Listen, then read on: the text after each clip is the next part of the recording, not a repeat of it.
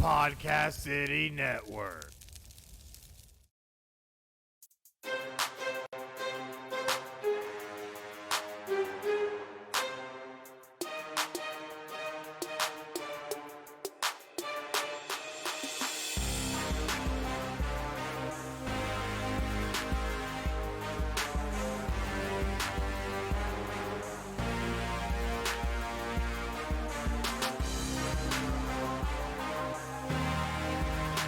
This is Final Score, your number one podcast for sports news. Here are your hosts, Chris and Craig.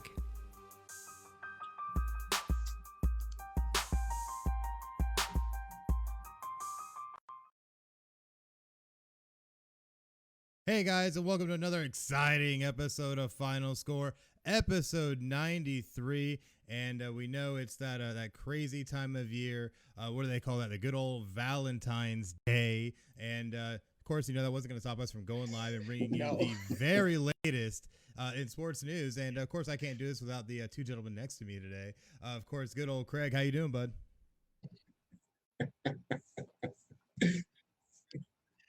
We're doing good, man. You just lagged so bad and froze, and then the audio caught up, and JDM and I looked at each other going, do we have to start over? Is this what's going on here? I was like, no.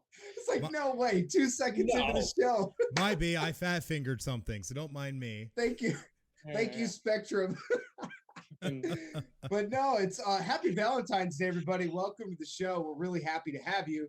Let us know where you're joining in from. Comment section. We'd love to have you guys interactive on the show.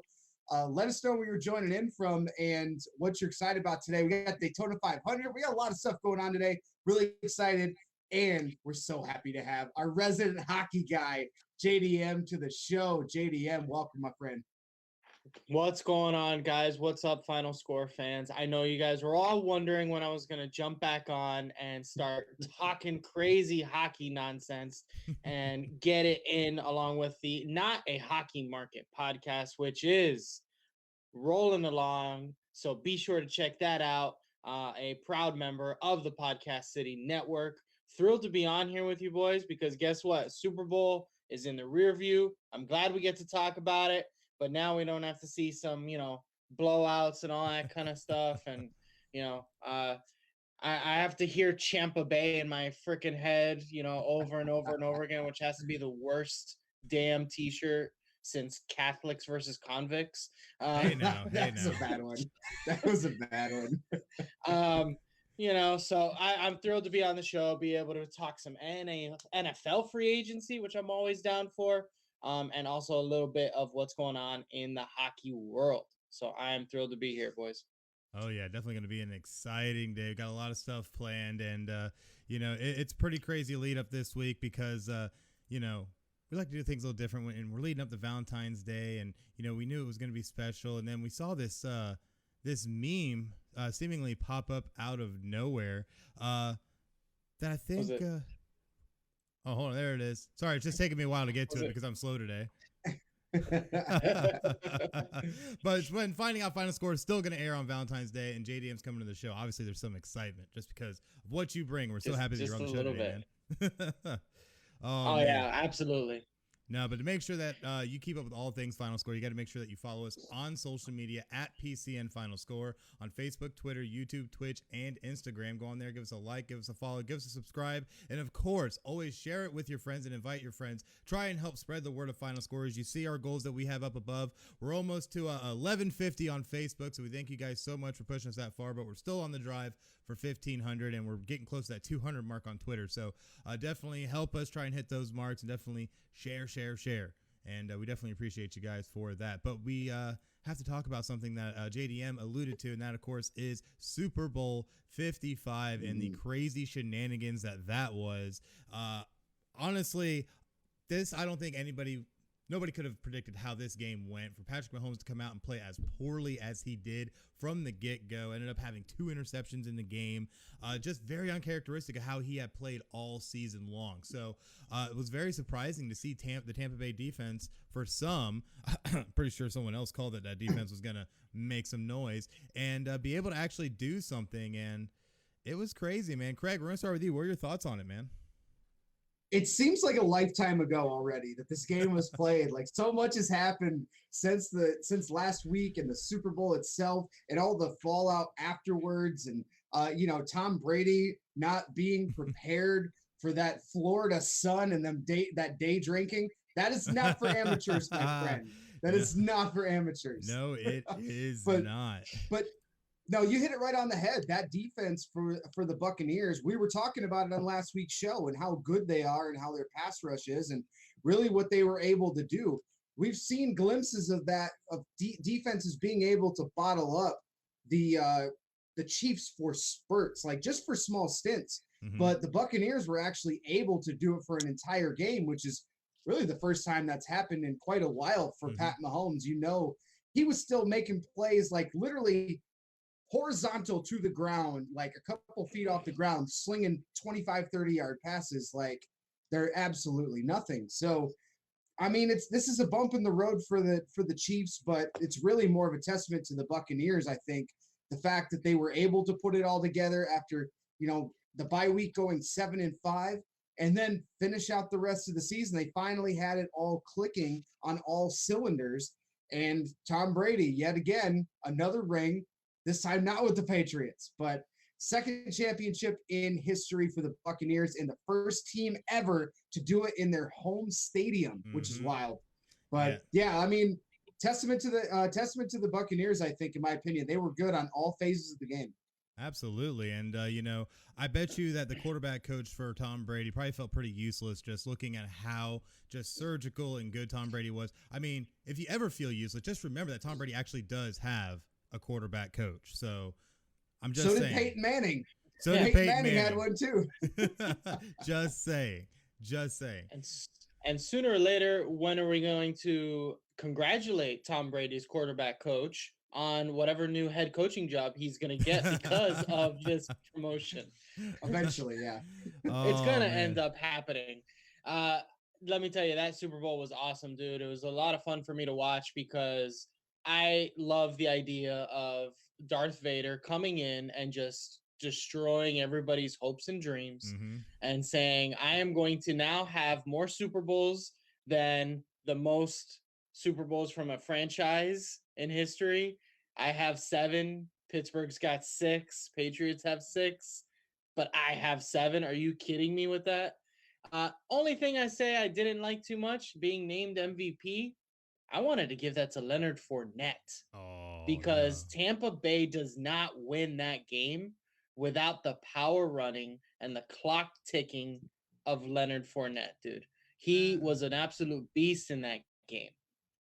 Well, it's a lot of it's set up for Ronald Jones too, as well, and the fact that the threat of that passing game. Look at Gronk comes out of nowhere and has the Gronk of old, 2 touchdowns there, and really the Buccaneers hadn't been running the football a lot. They were in the bottom half of the league in rushing offense. So for them to be able to control the clock and that's a lot of. I mean, this is what you need to do when you have a guy like Brady on the field. You have to mix in some running. We saw that when he did it with the Patriots in Super Bowls, but that means that if it's not as effective like it wasn't early in the game, that means that your passing, your has to be pinpoint. Like your passing game has to be pinpoint, and he did just that. He stepped up in a big game like he always does. You guys call him Darth Vader. I call him one of the greatest of all time, just because I've been watching him his entire career. But it's just me. Darth Vader is still one of the greatest of all time. I mean, just that's a good point. He just pisses off a lot of people. Yeah, he's OG. Come on now. But that's true. But the big thing I see with this, I think the only reason that Leonard Fournette or even Ronald Jones didn't get it, neither one of them topped 100 yards in this game, but combined 150 rushing yards. Like you said, Tampa was in the bottom of the league in rushing, and then to come out and put up an almost 150-yard day between 2 backs and get a touchdown.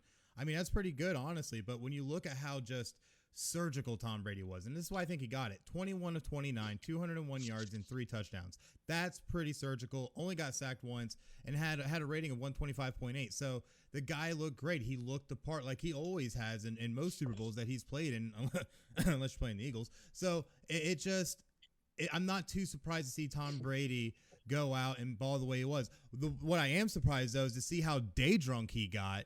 during the parade, and even got ballsy enough throw the Vince Lombardi trophy, which I have actually more to say about that because I found out some interesting stuff about that today and why and who is really pissed off about it. But still, I think it's just hilarious. I mean, look at that guy. Look at, he has to be helped out by people. Like, come on. That dude was straight. I told you I'm not surprised about it. Dude's 43, 44 years old. He knows he's at the end of his career. Hell, laugh at dude. He probably wasn't allowed to do that in New England, and now you actually got away from that, and now you can. Dude, you live your life, man. Well, did you see his response to it though? When people were like, "Oh my gosh, is Tom Brady drunk? Is something wrong with him?" And he literally made a Twitter post that said, "Nothing to see here, just little avocado tequila." Yeah, I love it. I'm all for that. Go for it. Oh man, dude, that avocado tequila, that flavored tequila will catch up to you. Mark my words, it will catch up to you. It's absolutely dangerous, and you know what? He does not know how to handle being drunk in Florida. He does not know how to day drink. You know what it was? Especially out on a boat. On a boat? Are you kidding me? Why is he not talking to the guy that knows how to fashion boats out of Ford F-150s? Come on. We've done this before. We live on the water, boys. You know, my goodness. I mean, come on. I'm gonna have to tell him maybe instead of Tampa, come down to Miami, win a Super Bowl, and I'll show you how it's really done. Well, you know, it's funny that you mentioned that because I found this meme I thought was great, and honest, it seems to kind of reflect what Tom Brady's doing right now because it seems like he can just show up to any random team and might even do so in like 20 years and be like, "Hey, boys, want to go win a Super Bowl?" It's crazy. Hey, if that's the case and he wants to be considered the GOAT, there's one team located in Detroit, Michigan that would really make that status. You want to be the GOAT, go there and actually try to win. I think Browns fans would argue with you. Yeah, that is true. That is true. But the Lions haven't had a championship for longer than Cleveland, so this is true. But you know, no longer's drought. But, you know, looking at this whole thing, it's just crazy to see Tom Brady be able to pull off this feat, get this 7th ring, and be able to really cement his legacy. I mean, it's just wild. This actually has happened. And so many people were against this happening. They were so mad at the possibility of this happening. And who to think that you put Tom Brady on a team with actual playmakers, calling you out, New England, and he goes and is actually able to win another. So, I mean, hey, hats off to the guy, even if he does look like a GOAT in 20 years. Big hats off to him, but let's not forget we have a future GOAT right behind him, and that's Patrick Mahomes. Yes. Oh, he's not done. I thought you were going to say Blaine Gabbert. I was like, well, that's his backup. Nope. I was like, wow. I want to. Well, we give a lot of stuff to the Bucks. No, yeah, bold. That's bold. We talk a lot about the Bucks, but let's not completely just ignore the Chiefs here. Okay, they have an extremely talented roster, and this adversity is only going to piss off Patrick Mahomes even more, and he's going to come back even better. And this is what he's going to shoot for. He's going to try to shoot for that kind of status, that 7 Super Bowl kind of scenario. And who knows, between him and Andy Reid being the new Brady Belichick, it could be possible, boys. I mean, could be. Yeah, there's a lot of pieces that go into that, but yeah, their Kansas City's windows right now. You look at teams that had really good runs, like the Buffalo Bills in the 90s. They had really good pieces, and then eventually those pieces have to go away. You have to replace them, just like the Patriots were able to somehow over the course of 20 years, basically just plug and play and do that. So if the Chiefs are able to do that, and barring any injury, yeah, absolutely, Patrick Mahomes will be back in more. Will he win 7? I don't think so. That's something that you have to have a lot of things go your way. And I mean, look at some of the great teams that in the past that didn't win Super Bowls. I'm talking about the undefeated Patriots when they lost, and other teams like that. I mean, what was the other one? Oh, the Vikings didn't even make the Super Bowl when they were 15-1. Like some of these great teams, you got to have a lot. You got to have a lot going for you, and you just stop up there in your Notre Dame stuff, putting that thing on me. You gotta have a lot of stuff go your way, but hopefully, like barring injury, any major injury, and any guys getting too like money hungry and not being able to come back, and they should be able to be back very soon. Yeah, well, Gronk's got plenty invested in his CBD companies when he retired during that 1 year. That he could be like, That "You want 1 me to year. come play for $5 and a beer? Yeah, I'm in." Well, the beer was the kicker. That's what got him. But I say it's Yeah, like the that old was wrestling a approach, signing you know? bonus. The old wrestling approach, just, hot dog and a handshake, just replace it with a beer, and he's there, So, Exactly. That's right. oh man, but you know what's always there for us? That's right, transition Oh, time. Podcast City Network shop. That's right. That's too good. What can you tell us? Yeah, at the on PCN shop, you can get a net gator to protect yourself from COVID-19. You can get a mug for your morning coffee, or you can just get a T-shirt. You can represent your favorite sports podcast out today. We've got you covered at PCN shop. You can get the latest apparel and gear for your favorite podcast and for Podcast City Network by visiting podcastcity.net/shop and check out the lineup. And while you're there, you can check out Chris's favorite concoction. Yes. So you can get your Down with College Football Playoff shirt, Down with CFP. If you get your shirt, you take a selfie. You can tag FinalScore in social media and use the hashtag Down with CFP. We'll send you something. Some kudos, put you on the show. Something. We'll send you something. But yeah, it's a lot of fun. It's a lot of fun. For sure, and definitely. We'll have our meme captain over there make a meme out of you. There you go. Our meme guy, Jimmy, will make a meme out of you. How about that? Everyone wants to be a meme. And that could be exciting. And that way you can be a part of the whole experience, because we all know that if the College Football Committee was in front of a live studio audience, it'd be nothing but just intense booing. So you can wear your shirt and boycott the CFP with pride and boo the ever-living crap out of these people. So, yeah, just saying. Just saying. But I also want to expand it. It's all I'm saying. Make it like Division I AA or FCS. Oh, Make yeah. it like FCS. That'd be and we're nice. gonna go. But you know that's not going to happen. They're going to be like, no, we're only going to add that's a whole nother conversation. Wishful thinking. Yeah, wishful thinking for us college football fans. Hey, at least we're getting a video game back. But either way, though, we got to move on. That is true. We did hear that the Texans have come to an agreement to release J.J. Watt upon his request. This is huge news for so many reasons, just because this is part of the ever-evolving drama that is happening down in Houston that seemingly now has no end. And now we're looking at one of the best defensive players possibly of all time being released because, hey, things aren't just that great in Texan land. This is mind-boggling on so many levels. Wow, JDM, we're going to start with you. What's your opinion on this, man? Dude, let me tell you, I'm not completely surprised. I'm not. I was talking about it a while back with you boys where I was curious about Houston's defense aging. That they were just aging and they needed to move on from J.J. Watt. Now, J.J. Watt still's got it. He can still contribute. Could you imagine having to see J.J. Watt on a third down every time? Like, that is just not, there are good defensive schemes out there that he could contribute to and be very effective for 3-4 more years. It's a war of attrition in football, man. You need the endurance, you need the energy, and you need the guys. You need your first and second down rushers, and you need your third down rusher as well. So I'm not surprised by it. And Houston is just a dumpster fire of management. I mean, I don't know what's worse, them or the Edmonton Oilers. Like when it comes to that. That's a good point.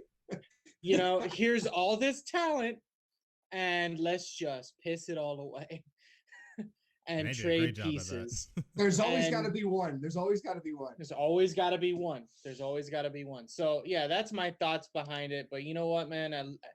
For the player's sake, at least he's out of there. Yeah. I mean, and that played in.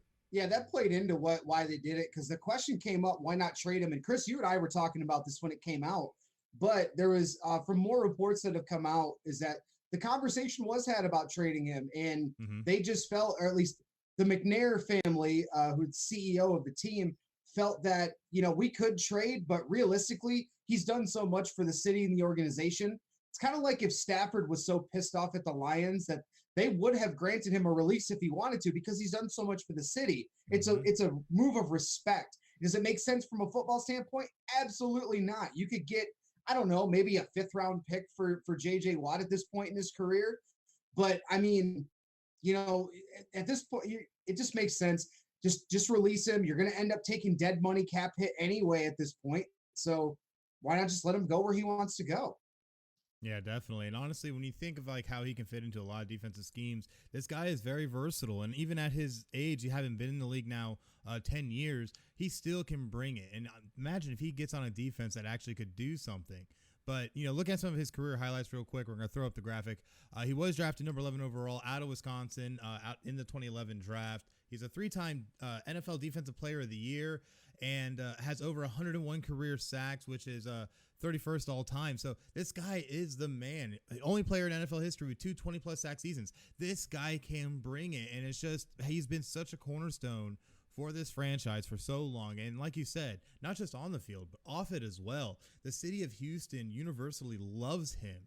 And still, Houston finds a way to screw it up and lose one of their best players and probably, one of the biggest names they've ever had in their history. So it just boggles my mind that Houston would find a way to further screw up their own situation, because we already know Deshaun Watson's going to end up out the door one way or another. He's either going to be sitting out the season or he's going to end up traded. No matter how much Houston wants to try and fight that inevitability, now what are you going to be left with after all this? Like, seriously, there's not going to be anything left. It's a dumpster fire. Yeah, ever since the executive vice president was brought in a year and a half ago, they actually showed a list. I think it was CBS Sports was showing a list of all the people that have either been let go or players that have been traded and people that have really left at the organization. And it's a really long list. Like, a lot of important people have left this. So really the McNair family is just trying to scramble. They're trying to do what they think is best for the team. But at this point, any of us could make better decisions. What's going on in that organization right now? Like, put any of us in that spot, and we could be doing just about the same as good of a job as they are. So there's a lot to really to kind of push forward here. It seems like they're going backwards very quickly as an organization, but I don't know. Maybe they've got some grand plan, and maybe they're going to package Deshaun Watson to go somewhere, even though they're saying they're not going to be on the phone. Like, or maybe they're just delusional and hopeful they can work something out with Watson. I mean, that's pretty delusional, I feel like. At the end of the day, Deshaun Watson's made his point very known, even before they hired the GM, before they hired the head coach, just because the organization is not showing him the due respect he feels he deserves. And with that, he wants to be included in those talks, which I feel like, and I even had a whole argument with somebody the other day about this.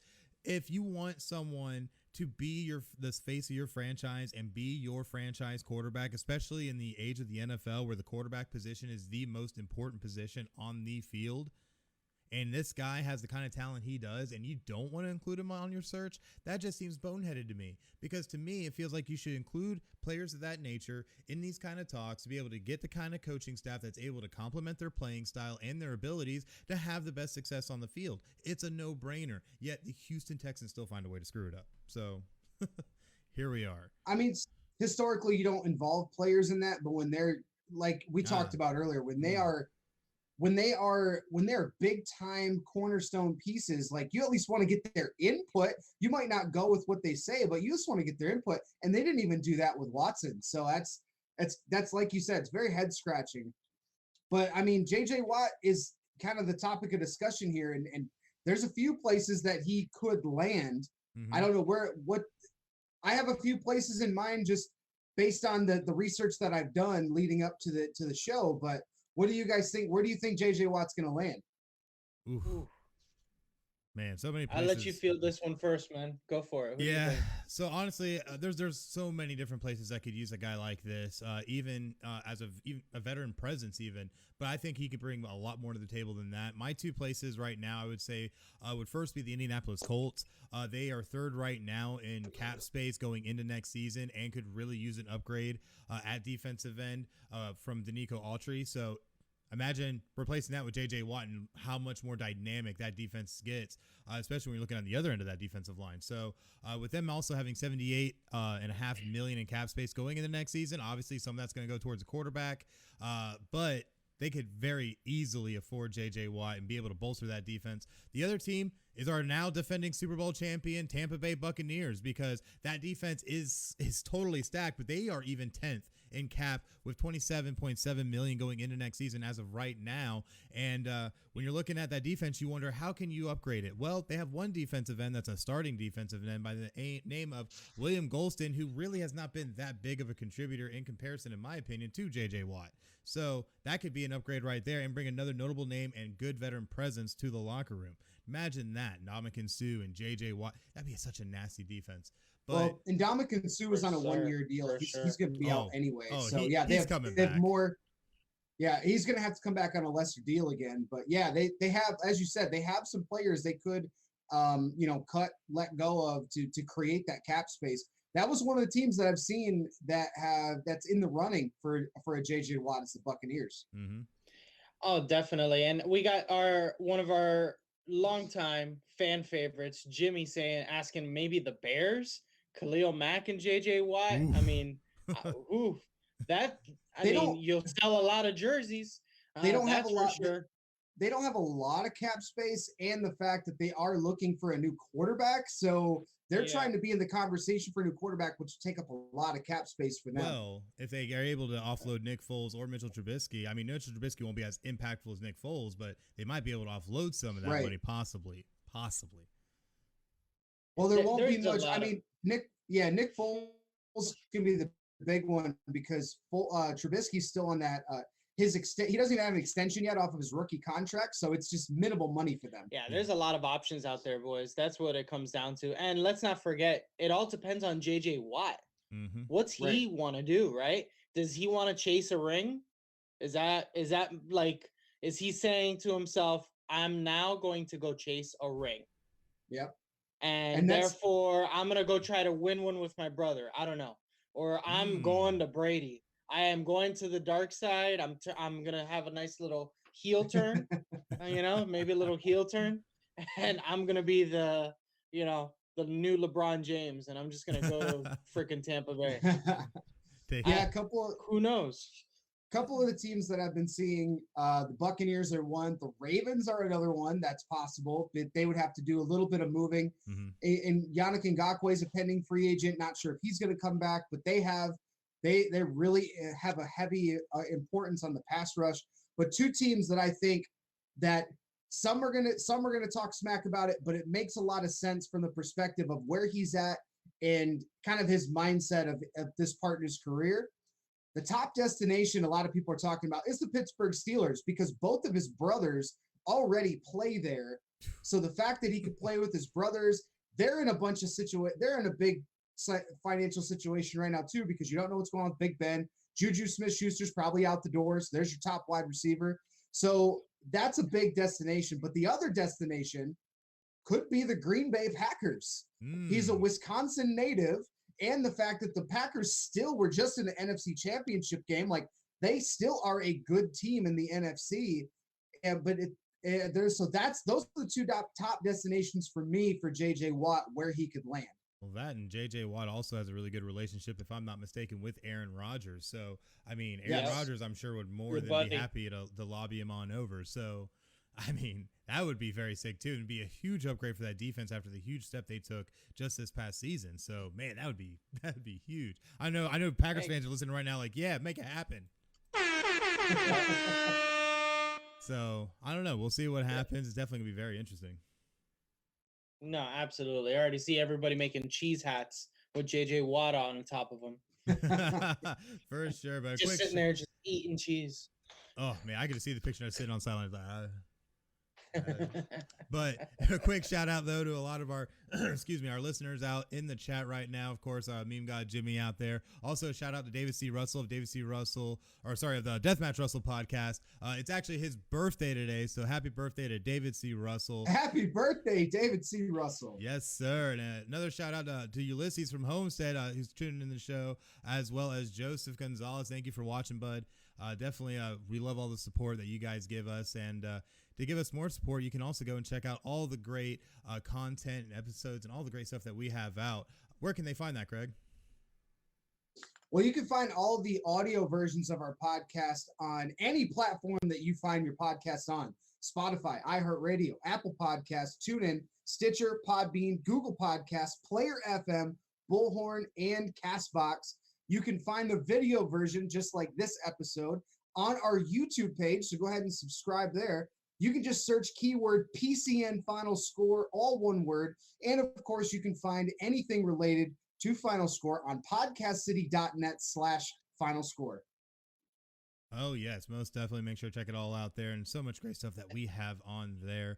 But it is now time to talk about, since we are now talking about J.J. Watt, might as well go ahead and throw it into NFL free agency because, man, this is going to be probably one of the wildest free agency periods that we've had in an extremely long time, just because of all the big name players. And, of course, the quarterback carousel might be one of the largest we've seen also in a long time.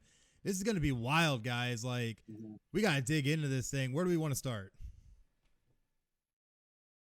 I mean, we could start with the graphic of showing the teams that already we know are going to have a new quarterback in 2021, and the other side of teams that there are rumored to be in the market for a quarterback, or we don't know what their status is for a long-term QB. I mean, on the left side of that screen, you're going to see teams like the Jaguars, the Washington football team, the Colts, the Eagles, the Patriots, the Rams, and Lions. All those teams we're expecting to have a new quarterback in 2021, or they've already went and done it. I mean, the Jaguars are linked to Trevor Lawrence at number 1. Washington, they don't know. Alex Smith is thinking to be coming back, but there's a lot of talks that they're going to cut him, which would save them $13 million in cap. So they probably will have a new starter. The Colts, obviously, Phillip Rivers is retiring. Eagles are going to move on from Wentz. So Hurts probably will end up being that new QB1 in week 1. The Patriots, we don't know if Newton's going to be there. I think that experiment's probably over for the Patriots. Mm-hmm. They're done. Either going to roll a Stidham or they're just going to have to draft somebody this year. And then, of course, the Rams and Lions made the trade for Stafford and Goff. But we know those teams are going to have a new quarterback in 2021. And there's a handful on the other side you see there that are rumored to be in the market for a quarterback. Oh, yeah. So many different ones that you see on there currently, including the Carolina Panthers, who are presumably possibly moving on from Teddy Bridgewater, as well as the Houston Texans because of the Deshaun Watson saga. Chicago also not happy with Mitchell Trubisky or Nick Foles, so they're definitely looking for an upgrade there. The Jets have already said that they are willing to shop Sam Darnold, also with a defensive-minded head coach. I know the quarterback's not going to be a position they're too awfully attached to, so definitely something to look at as well. And, of course, you look at Denver. Now, Denver is an interesting one, as well as San Francisco, just because they both had quarterbacks that were guys that were looked to be the future with Drew Lock and with Jimmy Garoppolo, both of which really didn't pan out. And, of course, Jimmy G did make it to a Super Bowl, but he was not instrumental in any way, shape, or form in making that happen, having really to rely on their defense and run game. So definitely watch that situation closely, as well as Seattle and New Orleans. And these two are extremely interesting just because Russell Wilson has made comments about how he feels that he is not as well protected as he should be, given the kind of quarterback that he is and the caliber of team he is on. So with that, now teams are already starting to contact the Seattle Seahawks about the availability of Russell Wilson. So absolutely insane what could be happening there, as well as with the New Orleans Saints, Drew Brees. We don't know if that loss in the playoffs was going to be his last game or not, but I mean, we'll find out eventually. But if you look to what they have as an alternative, you're looking at either Jameis Winston, who's not expected to return, or Taysom Hill, who is a project guy at best, but not, I think, fit to be able to lead as a quarterback. But the thing that I think a lot of people are missing is that we could see, as you see on this screen, this is 15 teams. That is almost half the league that could be involved in some type of quarterback move or will have a new quarterback this upcoming season. And why that is huge is you could literally see anybody go anywhere in this is a literal quarterback carousel. So, man, this is going to be wild, guys. It all stems from Deshaun Watson. Watson is the key to all of this, right? Watson let everybody know that he was unhappy. He said, nope, I want out.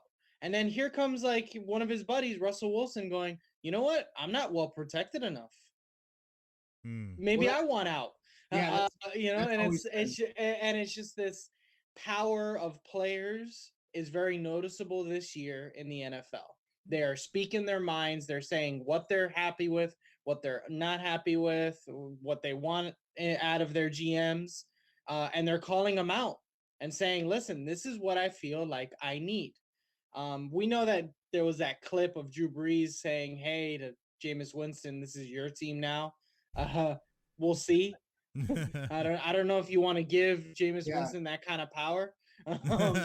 He might throw it to the other guy. Yeah, Sean Payton's got a huge heart on for Taysom Hill for some reason. So we don't know what's going on there. Well, hey, I'm glad not to see the Dolphins there though on that sheet. Let's keep in mind though that Jameis Winston did have corrective eye surgery, so he might be able to throw better now. Maybe. That was 2 years ago, and he threw a league-leading 30-some picks. Hey, that surgery was after the 30 picks were shown or thrown, sir. Okay? Right. Oh, that's what it was. My bad. But no, you mentioned JDM. You mentioned the Dolphins. Like, we're not even listing the teams on these columns that still have uncertainty. The Packers. There's been a lot of rumors about Aaron Rodgers and his future there. The Cowboys are expected to re-sign Dak, but there's still no talks on an extension yet. Mm-hmm. And they had a hype video for next year, which is funny if you guys saw this. The Cowboys put out a hype video, and there was no Dak in it. And they're like, no Dak. That's not a good sign. That's some bullshit. You got the Steelers, Big Ben. We still don't know if he's going to retire. The Falcons might move on from Matt Ryan at some point because he's getting older. The Bucks, Brady's got 1 year left. Is he going to? He said he's coming back, but you don't know until it actually happens. Yeah.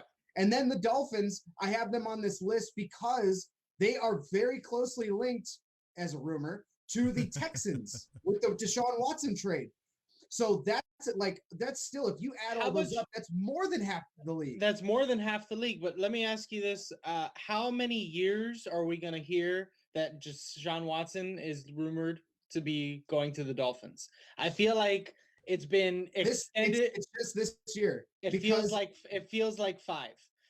Okay, because it's all they talk about. It's all that everyone's saying. Because they have cap room and they have a ton of picks that they would trade for, which is funny enough. That they got from Houston picks. They're Houston's picks. They would trade back. Yeah, and because look at how that defense has already been playing under Flores, and look at the struggles they had on offense. You plug in Deshaun Watson to that offense, and it's already going to be better than either Fitzpatrick or Tua would be able to do at their current spots in their career. Yeah, no, that's absolutely hands down. I feel like I'm actually watching draft day.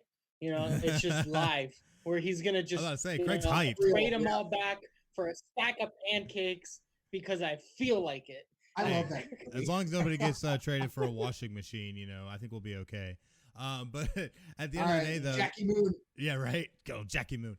But we got to look at now. This is a good segue into our top NFL free agents that are currently available. This is our current top 30, according to PFF, which right now has Dak Prescott number 1, which is still interesting given that he's coming off a massive ankle injury. And obviously we still don't know what's going to happen possibly with him and the Cowboys. Does he come back? We know that, my God, why can't I even think of his name right now? Jerry Jones totally loves Dak Prescott, but it always seems like that Jerry Jones will say one thing, but will actually do another. So, yeah, it's definitely interesting to see how that one's going to play out. So, but you look at some of the guys on this list. Chris Godwin just won a Super Bowl. He's there at number 2. Looking further down the list, Hunter Henry, Will Fuller's another big one, which so 3 and 4, Allen Robinson and Kenny Golladay. Watch out for those guys. Those guys are big names because of 2 different reasons. Allen Robinson has put up he's put up great wide receiver numbers with garbage quarterbacks everywhere he went. In Jacksonville, he still put up big wide receiver numbers. And then in Chicago with Mitchell fucking Trubisky as his quarterback and Nick Foles, he still put up big time numbers in relative comparison to other wide receivers.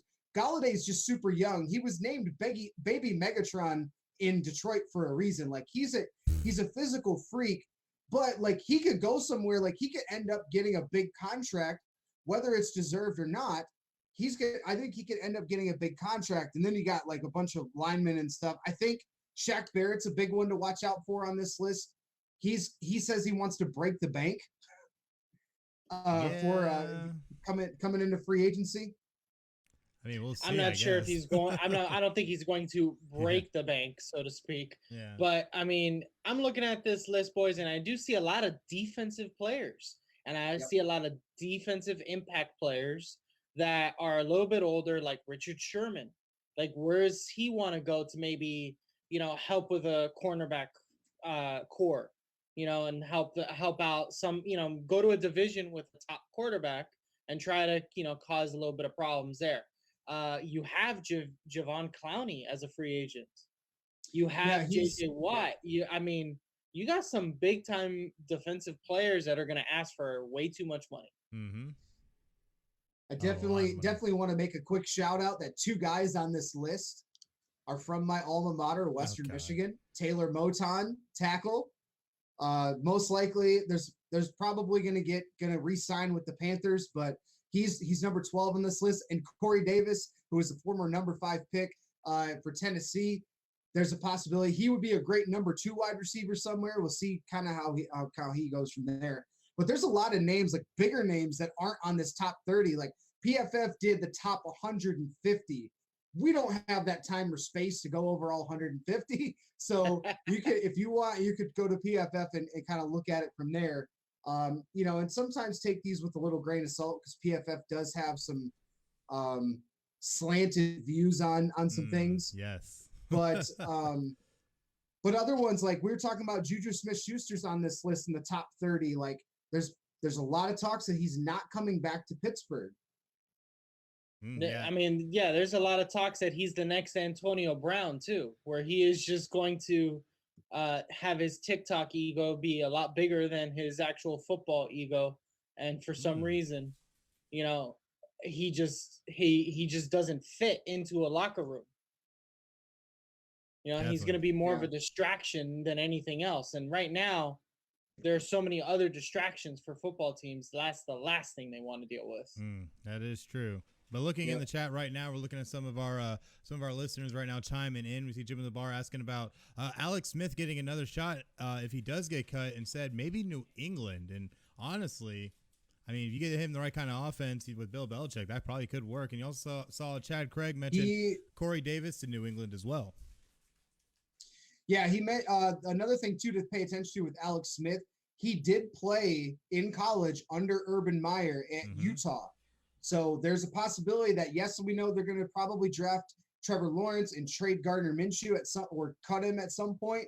So there's a possibility that Alex Smith could go to Jacksonville to be a bridge quarterback for a year or so for Trevor Lawrence. That's a possibility I've seen out there as well. Big names on this list. You mentioned Jadeveon Clowney, Russell Okung, the tackle, Alejandro Villanueva, tackle, Cam Newton, Andy Dalton on here in the top 40. Who's one that you've seen? Because I looked through this list, boys. If you could think of one that's off the board, off the 30, that jumps out at you and be like, what the hell is that guy doing here? For me, it's Aaron Jones, running back for the Green Bay Packers. He had himself one hell of a season, in my opinion, for a running back. Like most running backs, it depends on their environment, right? Who's their quarterback? Can they work off the play action? Do they have a solid offensive line? I mean, he's quietly been one of the better running backs, this season. And he's going to demand a little bit more money, and he's not going to get it from Green Bay. So he's going to go somewhere else. But guess what? If you want to look at the history, running backs are a dime a dozen now. It doesn't matter. They are. And you're absolutely right. He's going to ask for some money, but only a team that's got a lot of cap space and feels like they really need him are going to take him. And the prediction here from PFF is that he could go to Miami for the Dolphins. But like Aaron Jones, he's been a top running back, but here's the problem. It's a passing league now. Running backs are important, but they have to be multifaceted. You got to be able to catch out of the backfield, and you can like a Eckler, McCaffrey, Kamara. And if he's not able, Dalvin Cook to an extent, but look at say for instance like the Vikings, they have a run heavy scheme. How have they done the last couple of years with Cook in the backfield? They haven't had any success in the playoffs. They haven't won a Super Bowl. There's you can kind of take that information and use it however you want. But yeah, that is an interesting thing, that running back, the market for them is not high anymore. You can just draft a guy in the second, third, fourth round and plug him in and do his thing. And yeah, like who's the guy that went to that was in Washington this last year? Was like an undrafted free agent and just destroyed it for a couple weeks. I forget the guy's name, Jeez. but That's he's going had deep. it. Yeah, it's going deep in the recesses of the brain. But I think a big one on this list is Yannick Ngakoue. Mm-hmm. He's at 46 out of 150, and he's had a lot of issues since he's been causing trouble in Jacksonville, and then he went out and went to a couple different teams. He went to the Vikings and then got traded to the Ravens. But now he's going to be that free agent that he also desperately wanted to be. And I think he's going to end up not getting as much money as he wants, or if he gets the money he wants, he's going to go to a team that's garbage. It could happen, but it's potential. So that's what he wants. Is he wants the money. He's always wanted the money. So I think that'll be an interesting play to see where he turns up. Oh, yeah, definitely. And some of the players I'm seeing here outside the top 30, and I've been looking up and down this list, especially when you look at guys like T.Y. Hilton that's going to be available, Kenyon Drake that's going to be available, and things like that really could make an impact on another team. But I'm going to pull out one, and a lot of people are probably going to laugh at it just because technically he is a free agent right now. It's not known if he's even coming back to play football, and that's tight end Rob Gronkowski. Because Rob Gronkowski was out for a whole year doing stupid wrestling with WWE and had no inkling of returning to football until Tom Brady made the move to Tampa. And now he had one season under his belt and did something only one other receiver has ever done in the Super Bowl, and that's catch multiple touchdown passes, which he shares now with Jerry Rice. So that being said, I think Rob Gronkowski could take another step next season, be able to be a more entrenched tight end option for Tom Brady if he does return. So it's something to look at going forward, because Rob Gronkowski's had a pretty prolific career, and I think he might try to make it just a little bit more. So just saying.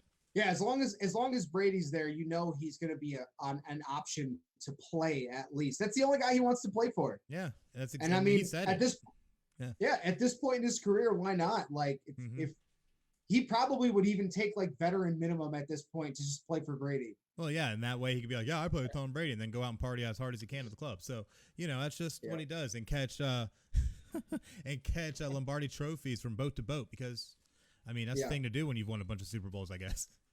Yeah. But yeah, kind of linking last segment here, talking about quarterbacks in the market. There's another name on this list of 150 that I want to touch on just for a second, just because it has somewhat level of importance.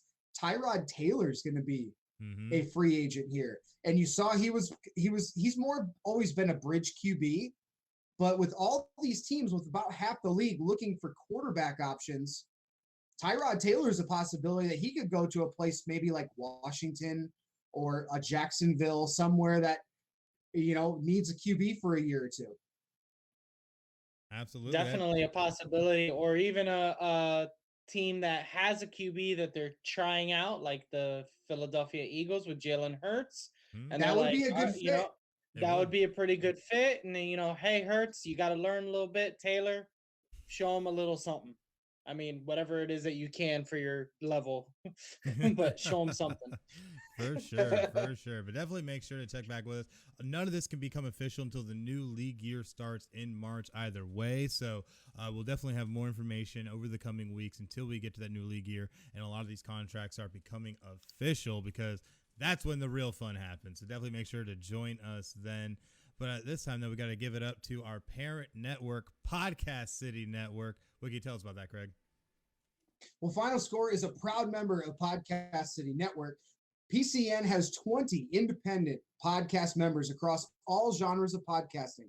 You can find more about PCN on all major social media platforms: Facebook.com/Podcast City Network, Twitter @Podcast City Net. On YouTube, search keywords Podcast City Network, and of course the website podcastcity.net. Be creative, be independent, be yourself. Podcast City Network. Absolutely. Definitely make sure to check them out. But now it's time, I know, for the moment that JDM's been waiting for, and that is the NHL update, because, man, there's so much to talk about, and I know you're ready for this. Are you kidding me? I was born ready for this kind of stuff, man. Just to give a quick shout out, Podcast City Network, not a hockey market podcast, is a proud member of that network.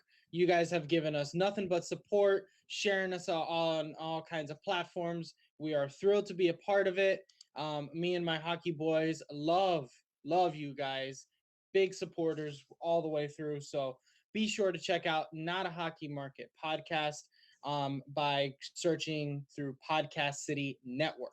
You'll find us there, and just make sure you like, subscribe, and all that kind of stuff. And you get to see myself and some of my boys get to talk major trash about all the really popular NHL teams while we put a focus on those smaller markets out to prove that hockey is for everyone.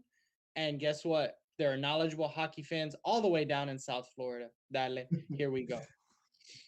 Yeah, speaking of the popular topics in NHL news, I mean, so far, and I was just checking the standings late last night. I mean, COVID has really kind of done a number so far to start the season on the NHL. Some teams have played 17 games, others have played 9, 10 games. So I want to get your take on the effect that COVID-19 has had so far early in the NHL season. Well, let's go ahead and start off with that. So what do we know about hockey, boys? It's played indoors, on ice. It's cold. I mean, these are not exactly what you would call COVID-friendly environments. Right. I mean, True. you know, and you know for a fact you got the boys on the bench just snotting up on the ice, and then they let loose their boogers and their spit. It's just on the ice itself. Graphic. It's not really COVID friendly. What the NHL has done is they have said we have to have a season. We've set it up where we have geographical bubbles. This was going to happen. We postponed the games, we reschedule them, we jammed packed this season. I think very well knowingly they would have to extend the regular season. They knew for a fact, like they did that on purpose with the expectation that they would end up with some postponed games. Some teams would have to play catch up towards the end of the season. It allows teams that maybe didn't have any postponed games to rest and get healthy and try to, bring back their full squad. And that way they can actually have a full season. The regular season will get extended. They are doing what they need to do in terms of postponing games, and I think they're doing it properly. They are also very wide open with the COVID list. It is COVID protocol. It is not, COVID exactly. Just because you're put on the COVID protocol list. Some of them are false positive. Some of them are because you were in contact with a trainer that did test positive. But, that doesn't mean you tested positive directly. It's going to get a little bit crazy. It might end up unfair for some teams just because they ended up with the shit end of the deal. Similar to how Pittsburgh did at one point in the NFL. And the NHL is just trying to do whatever it is that they can and the best that they can.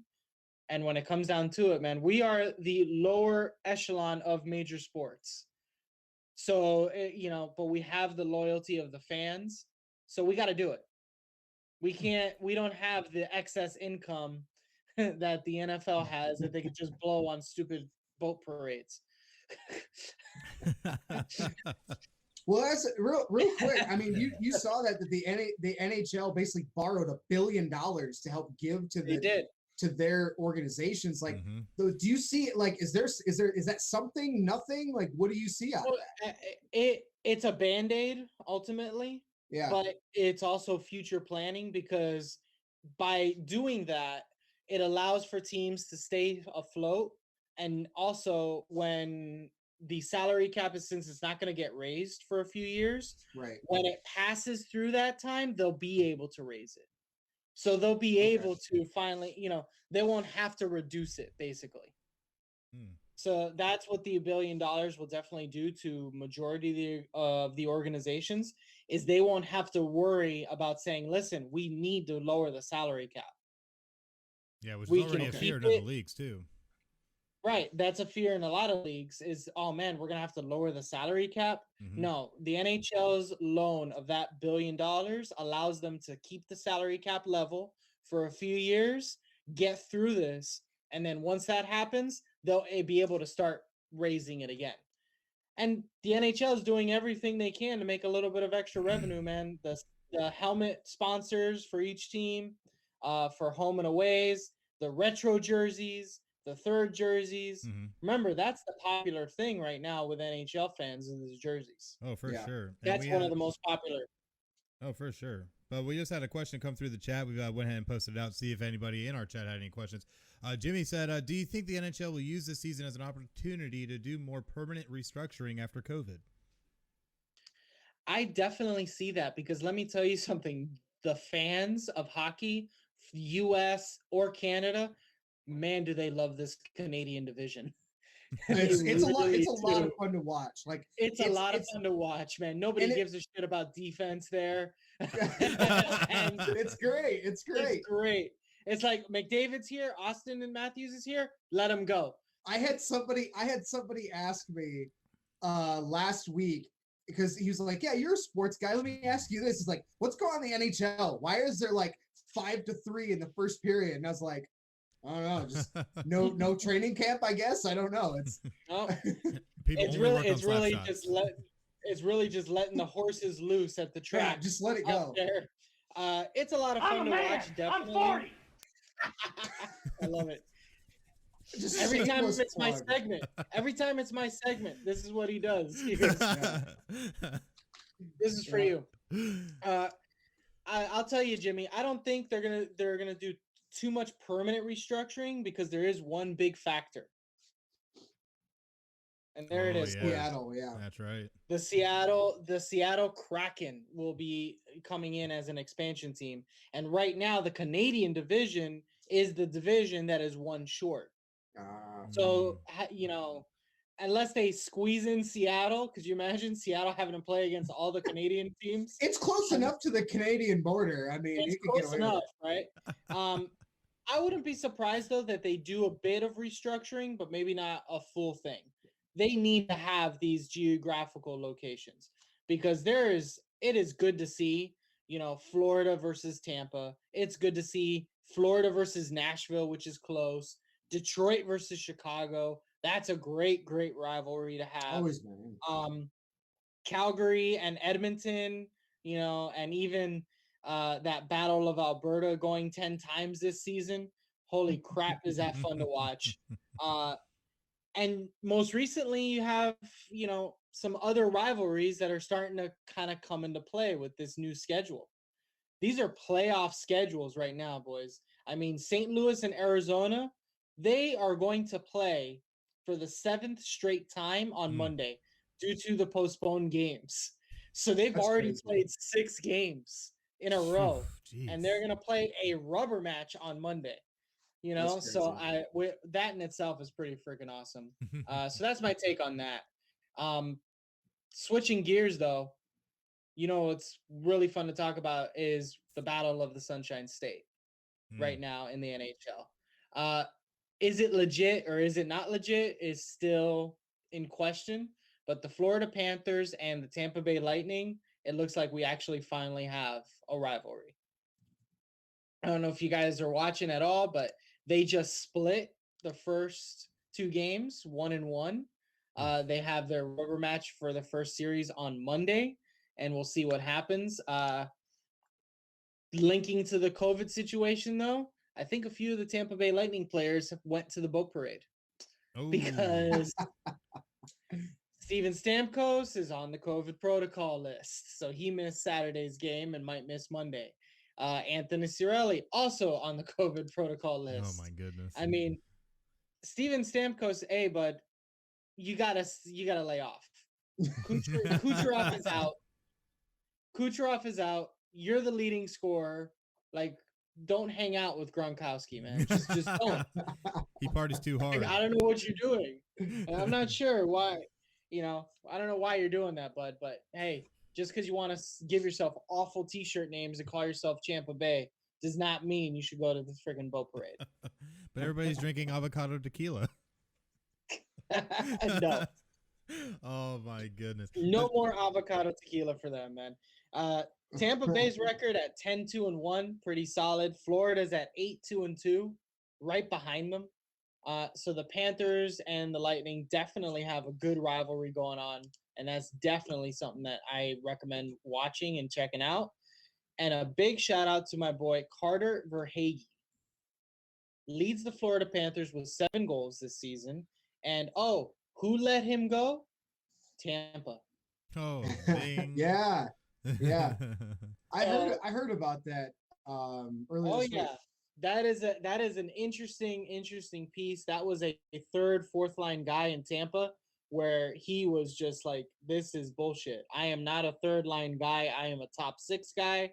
And basically they said, well, but we already have guys like Kucherov and Stamkos and Point, so we don't have any room for you. And he was like, well, then screw you. I'm going 4 hours south where, it's a little bit better. It's a little bit warmer. And the Cuban sandwiches are better. So therefore, that's where I'm going. Oh, man. I mean, you got to do what you got to do, right? But of course. But I don't know. I got a little bit of a glimpse of the game from I think it was last night between Tampa and Florida, and it didn't look all that great for Florida. But hey, it did not. But hey, you know what? You have your good games and your bad games. But Tampa Bay is deep. That's what it comes down to. They are still extremely deep. They are the Stanley Cup champions. They're going to trounce you every so often with their speed and with their skill. And when you have a $10 million goalie for the Florida Panthers that, I don't know, we call him Four-Golski because usually he gives up about 4 goals a game. Yep. Sounds so, man, if I had that's what she said sound bit. Has she called you Four-Golski? She gives it up. Gives it up easy. Oh. Yeah, no. So would you say that he gives it up in the 5-hole or? Oh man. Well, I would say he holes. has about 5 different holes that he gives it up. Oh. So, I bet you that's gonna become a meme in less than 24 hours. Absolutely. Oh, and on top of that, he's expensive. So, not only does he give it up in 5 different holes, he's cost you $10 million. Oh man. Doesn't sound like very good for the consumer here. Bad drink. No. Luckily for him, he has an offense that is supporting him. Let me tell you that. Because for some reason, we're still 8-2-2, and this dude's save percentage and goals against average is 3 point something. Like that makes no sense to anybody whatsoever. But it comes down to that you have already a leading goal scorer of Carter Verhaeghe with 7 goals. Huberdeau's up there. Barkov is up there. Keith Yandel, if you heard about that story, talking about trading him and getting rid of his Iron Man streak. And then this dude said, hey, screw you guys. I'm playing. The whole team backed him and said, no, we want him playing. And he's already chipped in 3 power play goals this season. So good motivation, maybe. Good GM tactic. I think it was just, sprinkle in a little bit of fairy dust and piss off a few people and get your team going. But it's definitely worked out.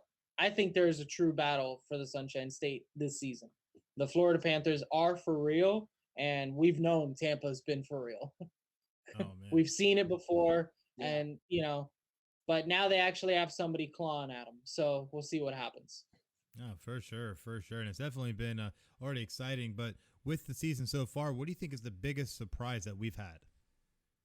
Well, in the spirit of Not a Hockey Market podcast show, we are going to hyper-focus on those markets that people don't like to talk about because they think, hey, nobody knows about them. They're not really a true hockey market. Bullshit. There is hockey fans everywhere. And I'm going to go all the way to the desert, and I'm not going to where you lose a bunch of money. I'm going a little bit more conservative and to the Arizona Coyotes. They are a good surprise this year. They are resilient as hell. They're playing in a division with the 3 top teams in the league. with 3 of the top teams, with St. Louis, Vegas, and Colorado. Each one of these teams has a goal differential of plus 10 or more. So they are killing their opponents right now. And Arizona continues to hang around. They're hanging around. They're going to be that playoff team that surprises you because they are just scrappy as hell. Their speed is second to none. The first line that they have of their first line has combined for 35 points this season already. With Clayton Keller, Nick Schmaltz, and Connor Garland. And every single one of these guys is like 5'8", 5'9". So they're not exactly what you would call. Yeah, they're not exactly what you call some big boys. But for whatever reason, they continue to create offense. And they continue to just fly around and cause turnover after turnover and have combined for 35 points. Garland leads that team with 14, and he's like 5'7". I mean, he's not exactly, the biggest dude. Hey, exactly. And even though they're just kind of on that 4th team in the division there, they are going to piss somebody off. If their goalie duo can get hot, look out for the Coyotes. So that's my biggest surprise right now in the spirit of Not a Hockey Market podcast. Well, man, if we got to hit the good, I mean, we got to hit the bad too. What do you see as the biggest disappointment this season so far then? Well, biggest disappointment for me, I mean, and I've talked about it before, and I'm not going to right now. I'm going to leave the Oilers alone because they finally got above 500. It's beating a dead horse at that point. It is. If it wasn't for the fact that they brought in Mike Smith at 37 years old and he comes in and his 2 games has a goals against average of 1. He's allowed 1 goal in 2 games. If not for him, I would say the Oilers season is dead in the water. The biggest disappointment for me, and I hate to say it to you, bud, it's Buffalo. Right now, it's definitely Buffalo. They go out, they sign Taylor Hall to these big numbers. Taylor Hall, Jack Eichel is going to be the next big duo since Jonathan Toews and Patrick Kane. How many goals do you think these 2 boys have? Well, I mean, you would expect them to have quite a few, but if you're talking combined, Jack Eichel and Taylor Hall. I'm gonna say I haven't looked at any numbers. I honestly don't know. I don't think Buffalo's played a ton of games. I think they only played like 12 games. So I'm gonna say in 12 games combined, they probably have like 8 goals. 3. That's bad. 3. Man. And these are 2 prolific goal scorers. They've had 3. I mean, come on, man. That's bad. That's just bad. Jimmy just chimed in and said, that's crap team perfection on ice. Exactly. Yeah. That's exactly what that is. That is crap team perfection on ice, Jimmy. The Buffalo Sabres are just a crap team right now. They get into a more competitive division, and I said, oh, that's going to hurt them. But they went out and signed Taylor Hall. They're supposed to be at least putting up some numbers, maybe staying competitive. Mm-hmm. But they are just right now, a dog treading water and just trying to stay afloat. If this continues, Jack Eichel wants out of Buffalo next season and will request a trade. Oh, yeah. And that is huge. I mean, that's like you thought Patrick Laine wanting out of Winnipeg and that switch, and then now he's going to fight with Torts and he's going to want out of Columbus too. That's even more drama. I know. So that's something you've talked about on your last episode about Laine and the issue. And he got benched already in Columbus and fighting with Torts on that. That's got to end pretty quickly then. I mean, you think they're going to try to move on from him right away? I don't think they're going to try to move on from him right away. And it's a question I wonder. What do you do when you have a young all-star like that can really be the face of your franchise? We talk about it in the NFL all the time.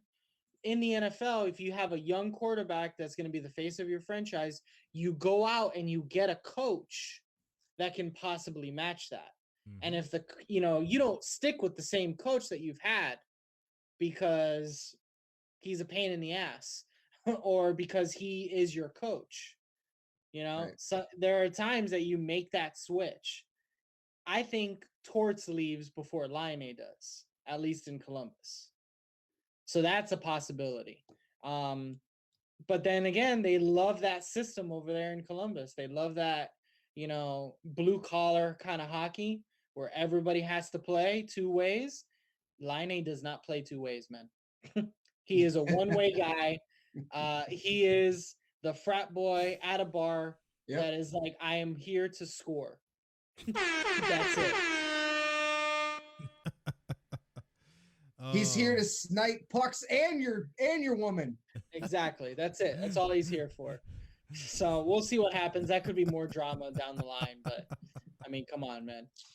You guys love the analogies with hockey, don't you? I love it too much. They're just beautiful. It's just so easy. It's just like serving them up. He's just there to wheel snipe Selly, boys. It's all he's there for. That's it.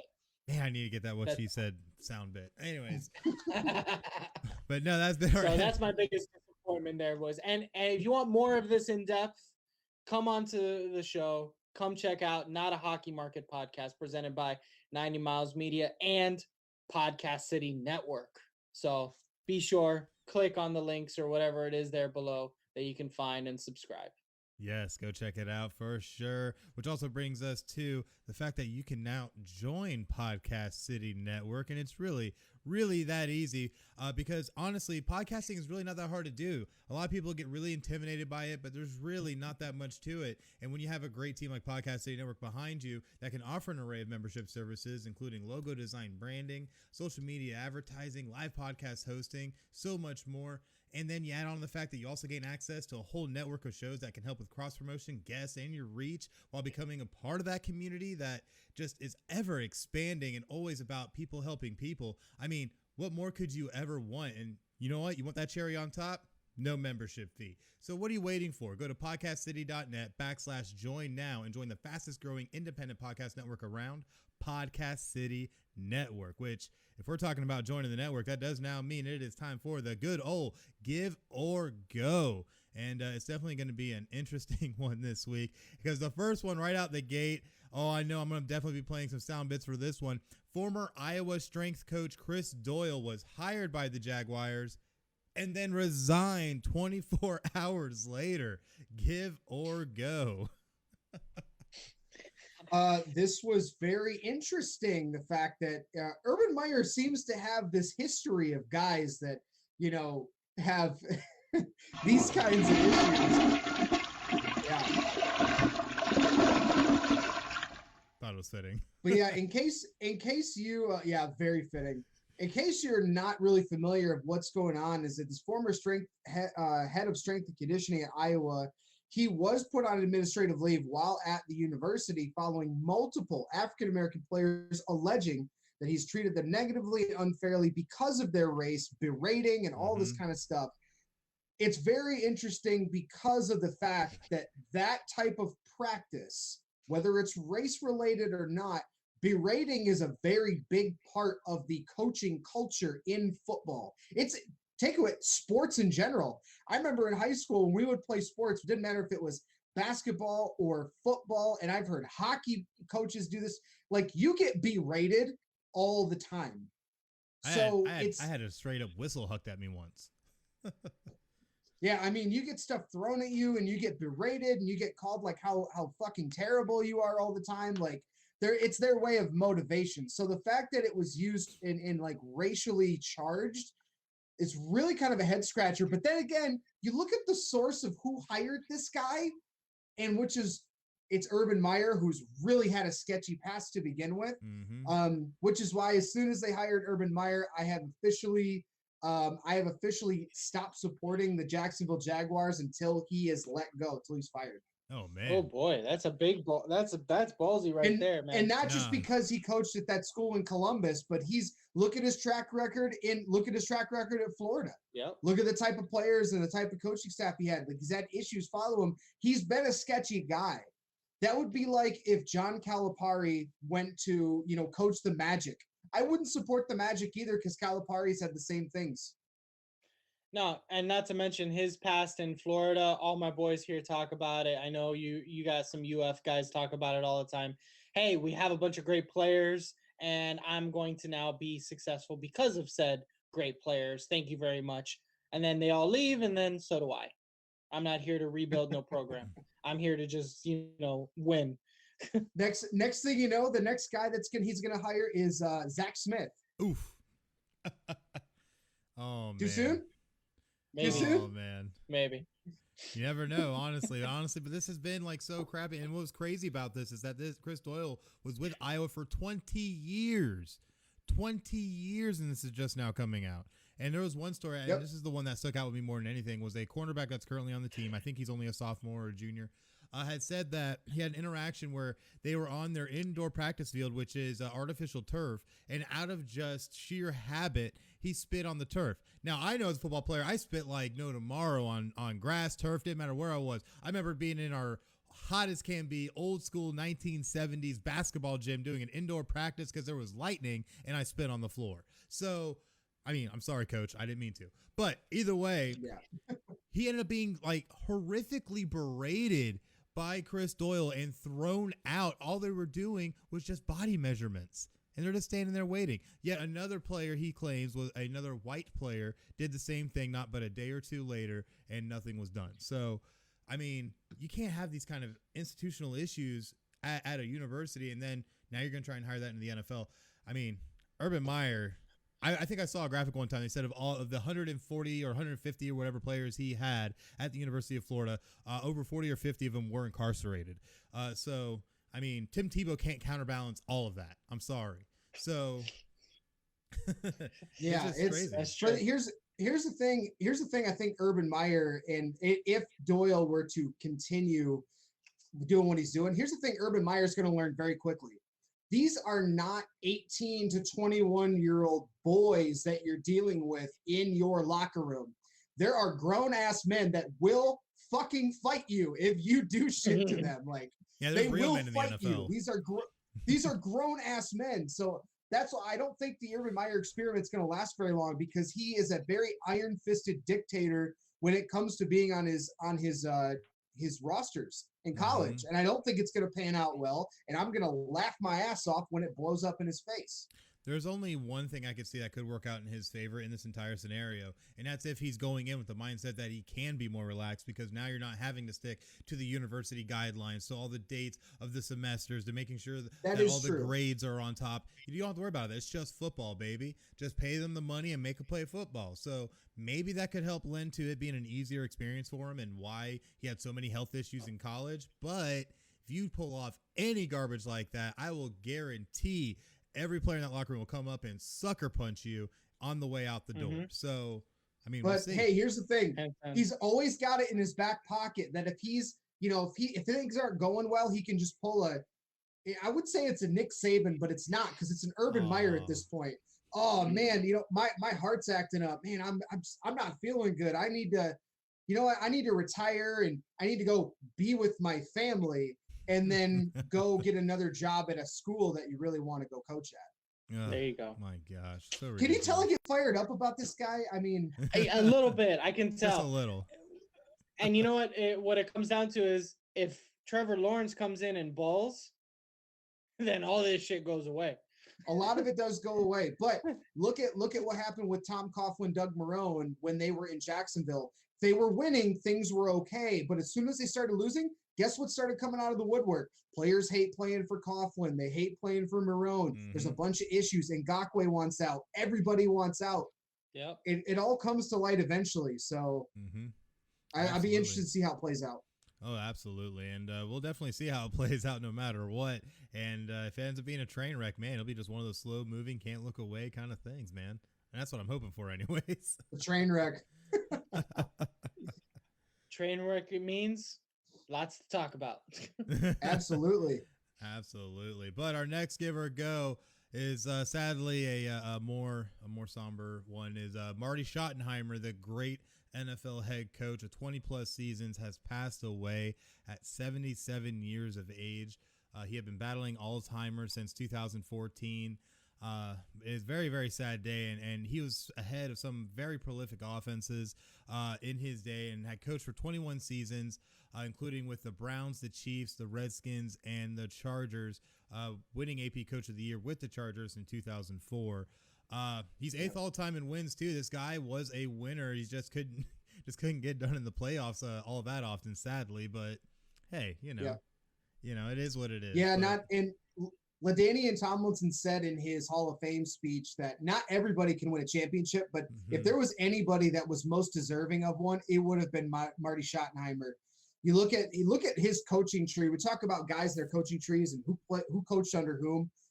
Schottenheimer has coached or had under his tutelage Bruce Arians, Pete Carroll, Mike Tomlin, Bill Cowher, Tony Dungy, Mike McCarthy, and others.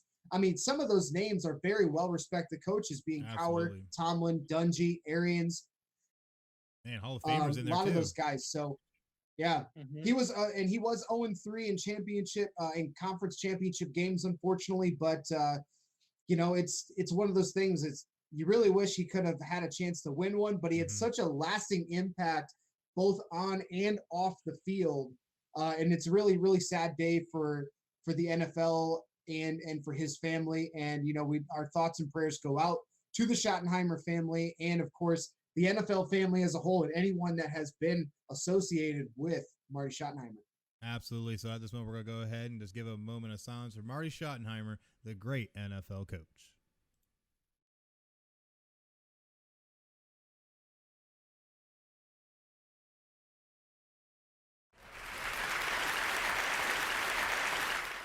Yeah, definitely a sad day in the NFL, but life does go on, and obviously he, like you said, left such an impact. So it's something that we definitely will see down the line, because a lot of guys are still going to attribute Marty Schottenheimer for helping them get to where they are. So definitely something a lot of people can hang their hat on with that. But let's go ahead and kick it up a notch and add a little controversy, because we do that here best on Final Score. Dallas Mavericks had decided to stop playing the U.S. national anthem before games. Then the NBA kindly reminded them that it must be played not only by them, but all teams in the NBA. Give or go. This is so intriguing to me because of the fact that I have supported Mark Cuban in his in some of his decisions that he's made, because he's usually very player friendly. He tries to be very player conscious, but they didn't really give a reason why they stopped. Part of it was they didn't have fans attending games. It was the rumor. And then, it came out that they said they chose not to play. Well, Mark Cuban comes out and he goes, no, we didn't officially say that we weren't doing this. And this, like, it's complete bullshit. Like, he flip-flops on stuff all the time. Like, go back a couple of years to when players were talking about kneeling for the anthem. Cuban made in a little mini press conference said that players will be standing for the anthem on his team. And then a few weeks later from ESPN, he completely goes on the backside of that and says he's completely supportive of, players that decide to kneel and this and that. Like, I get it. You're trying to do the nice PR move, but stick to your fucking convictions, man. Like, pick one, pick something. I think it comes down to that he said it maybe even in the heat of the moment. I mean, come on, we are talking about an owner that's jumped onto the court before. That's true. To yell at a referee. And so he's had plenty of I'm gonna do this, and then went, shit, I shouldn't have done that. Yeah. So at least he owns up to that. But he did definitely all of a sudden backtrack very quickly after he was like, yeah, we're not gonna play it anymore. Wait, no, yeah, we are. Yeah, he said it, quote, did not fully represent them as in the community that Dallas is kind of represents. So that's part of the reason why they didn't want to play it. And the NBA was like, you have to play this. It's part of the anthem. They're like, no, it still hangs high and it still hangs up there. We didn't have any fans. Like, no, we're going to play it. Like, dude, just pick something, man. Like, come on. It doesn't matter. Yeah, it doesn't matter what side of this argument you're on. Just fucking pick one. You're worse than a politician right now, bro.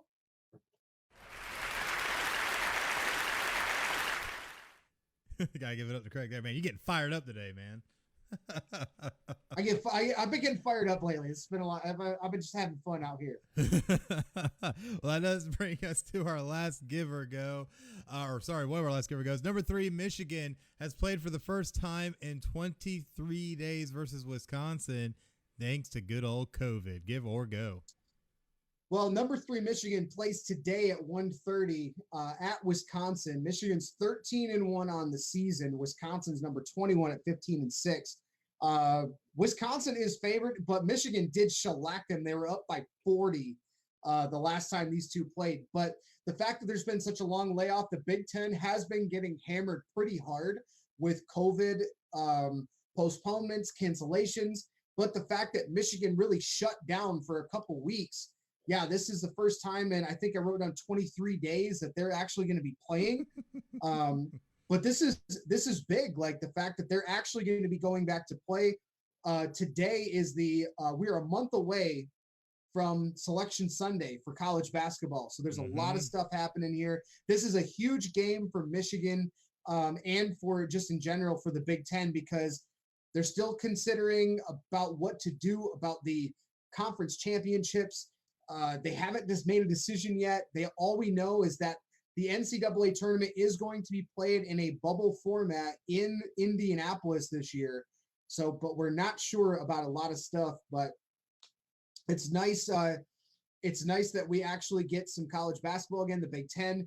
I'm happy to see Michigan finally back on the court, and hopefully they can manage this as much as they can. Michigan's always been very sensitive and forthcoming about halting operations and making sure people are safe. They were one of the colleges that didn't want to play college football this year because of COVID, didn't feel it was safe, but not really surprised, but I'm glad to see that they are getting back on the court. Definitely good to see them back on the court. Definitely good to see some college basketball going on. That is a tough sell. I mean, in terms of a sport dealing with COVID. And it really has to do with the fact that you are indoors and you can't sequester as well as they were able to for the NBA, because you're talking about college, you're talking about the influx of the universities and student interaction and all that kind of stuff. So it makes it even more difficult. But you know what? Like the NHL, they're just trying to find a way to push through and have a season and deal with what comes when it comes. I prefer on the air of caution more than on, the other side. Play it extra safe if you need to and just figure it out, because you know what, man? We've needed sports this year more than ever with everything going on. So I'm glad they're able to push through on it. Absolutely. Absolutely. Even though I may have my feelings about Michigan, I think it is good they are finally playing and doing something and not just sitting at home eating bonbons and being lazy. So good job being able to get up and go play some basketball. Even though you have some feelings about Michigan, you got to take that dig. Like, did you throw up a little bit in your mouth? Like every time. Sorry. Oh man, Michigan. But you know what? When we go to this last one, though, I think we're going to be able to blow it out of the water. Head coach versus star player. Lane tells coach to go F himself and then gets benched. Give or go. So I had to throw this in there. I know we touched on it briefly, and I had to bring it in because when I found out not too long ago that, hey, he wasn't benched because of his play. He was benched because he told his assistant coach to go fuck himself, like just flat out on the bench. There's even recording of it because there's no fans in the stands, so you hear some dude on the bench just say it loud and clear, and you're like, was that Line? Yeah, that was Line. So is Torts really a bad guy for benching him after that kind of just in front of the players, not in the locker room during a game, just flat out, disrespect? I don't know, man. Like that's one of those situations where you go, all right, dude, you're a kid. You just got into this system. I don't want to bench you because you know what? You're a star player. I like you. Torts is definitely a coach that if he doesn't like you, he's gonna tell you he doesn't like you. So I think maybe this was a good move for Torts to say, hey, you're benched. You don't talk to one of our coaches like that, especially on the ice or on the bench during a game. So that's why you've gotten benched. But I don't know. When it comes down to head coach, all-star player, who knows? Oh yeah, for sure. And when you see those kind of interactions happening, you never know. Look at Craig yelling at things. You might have to tell that dog, hey, don't make me bench you. I'm gonna bench you. I know. What the hell? Dog. You're benched. Oh man, that has been the good old give or go. Definitely make sure to check out more of our content and more controversial stuff, because we like touching on that crazy stuff all the time on our social media at PCN Final Score. But you can also find us on PodChaser. Craig, what more can you tell us about that? Absolutely. Well, PodChaser is your daily source for podcast discovery. Apple Podcast is no longer the only credible place to rate and review podcasts. You can follow creators, browse every podcast ever, and you can rate and review individual episodes. Final Score is also on PodChaser. You can find us on podchaser.com, search keyword Final Score, and you can give us a follow, a rating, and a review. Yes, definitely make sure to go on there and check out all the great stuff that we have there and leave us that rating, because so far I think we have a 5-star rating across all platforms. So we thank you guys so much for leaving us ratings and reviews, but please do more, because we just like to hear what you guys think of the show, because we try to make it good. So check it out. But that does bring us to the week ahead, and today we do have the running of the Daytona 500, which is literally not even 30 minutes away from us. I think I could get there maybe in about 35 minutes, but it's definitely expected to be one hell of a race if it even happens. There's been a lot of inclement weather in the area overnight and today, so we'll definitely see if we see the running. Alex Bowman and William Byron leading off for Hendrick Motorsports on the front row, 1 and 2. So it's definitely going to be interesting if it gets underway. And I mean, I can't let a Daytona 500 go by without me giving some kind of prediction. And I'm going to say Alex Bowman's going to win from the pole in the number 48 Hendrick Motorsports car. I mean, hey, you're replacing Jimmy Johnson. You got to make sure you do that 48 some justice, and I think he's going to take it. Absolutely. You got to give him some justice. But at race time, it's going to be about 74 degrees. Mm-hmm. It says about 50% chance of rain, but we've had, like he said, a lot of rain early. Hopefully that will kind of hold off. That might, the track then, it might be a little slick. I mean, some of the tracks this weekend in Daytona and the nearby areas have been very slick. Lots of tough conditions there. But just kind of give some top odds here. So back-to-back reigning champion Denny Hamlin is a 17-2 favorite, but he's starting in the 25th position. So he's still the favorite going into this race, even though he's starting so far back in the field. Chase Elliott's a 10-1 odds. He's starting 12th, and he's the defending NASCAR champ from last year. Joey Logano's 11-1, starting in the 9th position. Kyle Larson and Ryan Blaney are also 11-1, and they are starting 13th and 14th, respectively. And rounding out the top 6, Brad Keselowski is 12-1, starting in 24th position. Mm-hmm. So if I have to pick somebody, Alex Bowman starting from the 1, it's interesting. I don't know much about either of those two, but I do know a few about the top 6. And I'm going with Joey Logano, who's in the 9th position at 11-1. So if I were to put my money down on a race today, I'd put my money on Joey Logano, 11-1 odds, and starting in the top 10. Yeah, I'm leaning on history. Hands down. Yeah, I'm leaning on history right now. You are. You're going very deep on history, pole position and winning it. I don't know about that, man, but if I'm doing anything with racing, I'm putting money down. That's what it comes down to. Hey, all right. I'm placing a bet, and I like the Joey Logano bet starting at 9th position with the 11-1 odds, because that's a nice little payday. Thank you very much.